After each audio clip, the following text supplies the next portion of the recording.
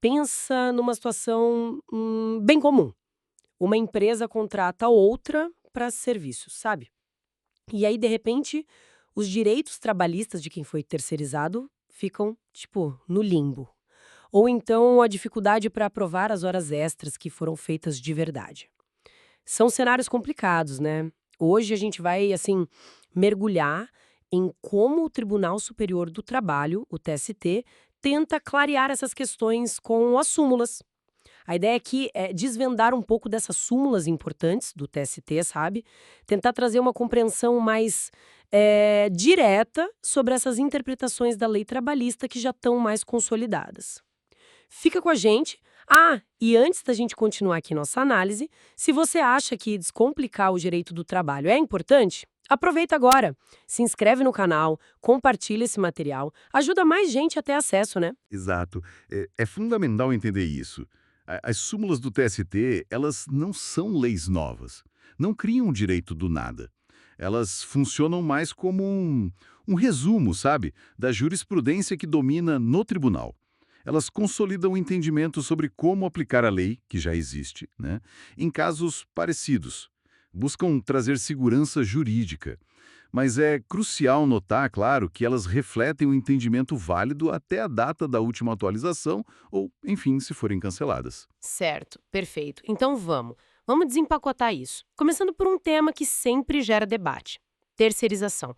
A súmula 331, né? O que ela estabelece hoje em dia? Olha, a súmula 331 é um ótimo exemplo de como a jurisprudência precisa acompanhar a legislação, né?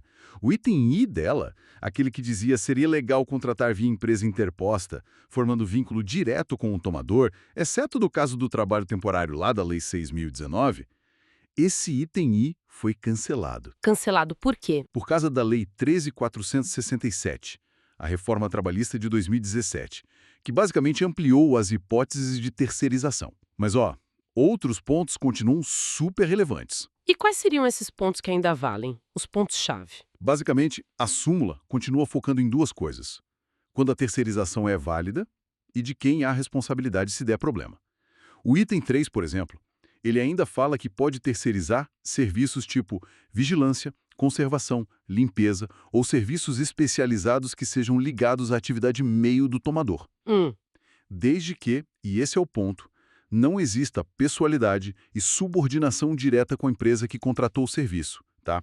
Já os itens IV, V e V tratam da responsabilidade subsidiária, quer dizer, quem paga a conta se a empresa terceirizada não honrar as verbas trabalhistas. E como funciona essa responsabilidade? O contratante, o tomador do serviço, sempre acaba pagando? Então, a regra geral, que está no item V, é a responsabilidade subsidiária. O que significa isso?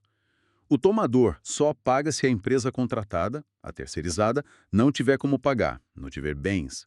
Mas aqui tem um detalhe super importante para a administração pública, no item V.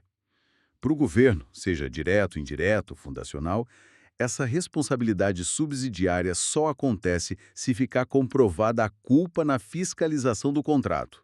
Tem que seguir a Lei de Licitações, a 8.666. Não basta o simples calote da empresa contratada, entende? Tem que provar que o órgão público falhou em fiscalizar. Entendi. Nossa, essa questão da culpa na fiscalização é central mesmo para a administração pública. Exatamente.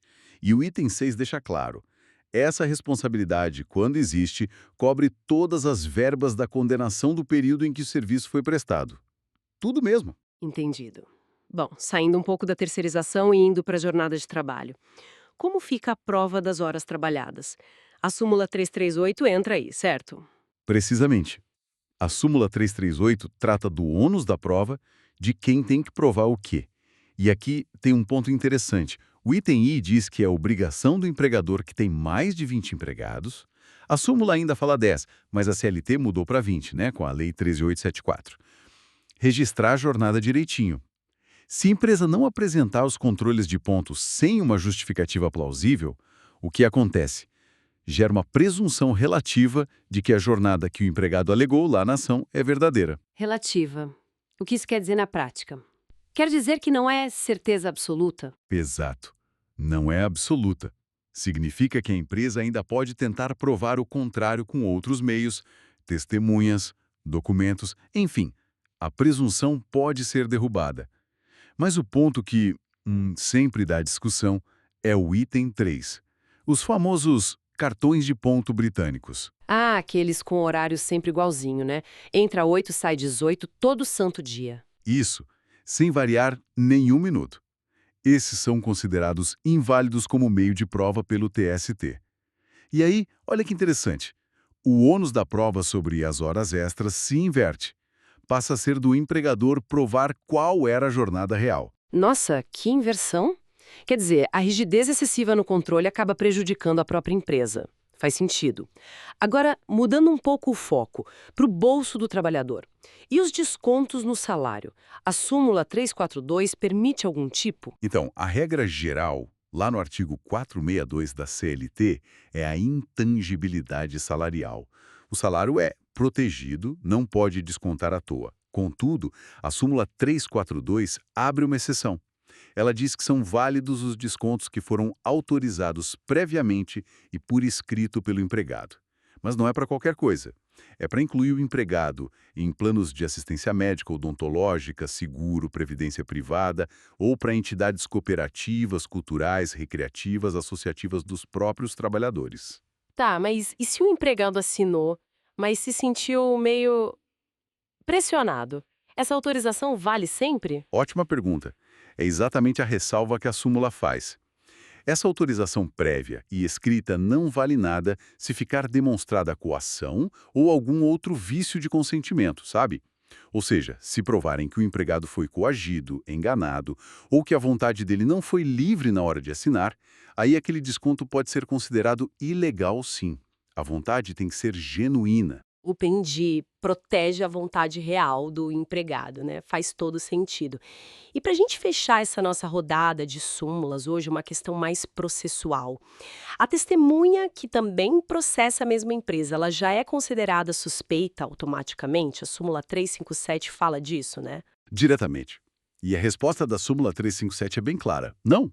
O simples fato da testemunha estar litigando ou já ter litigado contra o mesmo empregador não a torna por si só suspeita, E por que essa definição é importante na prática dos processos? porque ela reconhece uma realidade, né?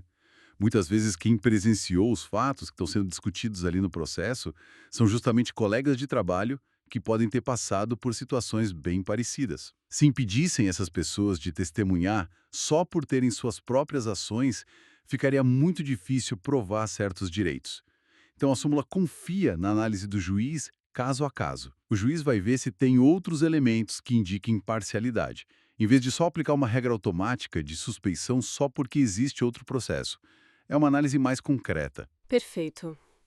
Então, resumindo um pouco nossa conversa, a gente viu como essas súmulas do TST traduzem princípios legais para situações bem práticas do dia a dia, né? Desde a responsabilidade de quem contrata uma terceirizada, até como provar horas extras, a validade de um desconto no salário e até a questão da testemunha no processo. Exatamente. Elas são um reflexo de como a justiça do trabalho interpreta as leis. E mostram também como o direito do trabalho é dinâmico. Ele se adapta. Vimos isso claramente com a súmula 331 e a reforma trabalhista, né? A legislação muda, a sociedade muda e a jurisprudência tenta acompanhar. Por isso é tão importante ficar de olho, se atualizar sempre. Fica então uma reflexão para a gente levar. Se as súmulas de hoje cristalizam o entendimento de uma época, baseado nas leis e realidades atuais, como será que as futuras transformações no mundo do trabalho, sei lá, inteligência artificial, novos modelos de negócio, trabalho remoto cada vez mais forte, como será que tudo isso vai exigir novas interpretações? Ou talvez até súmulas completamente novas para lidar com desafios que a gente nem imagina ainda? É uma questão fundamental mesmo, para a gente continuar atento às evoluções do trabalho e do direito que o regula. Com certeza. Muito obrigada pela análise, foi ótimo. Até a próxima. Eu que agradeço. Até mais.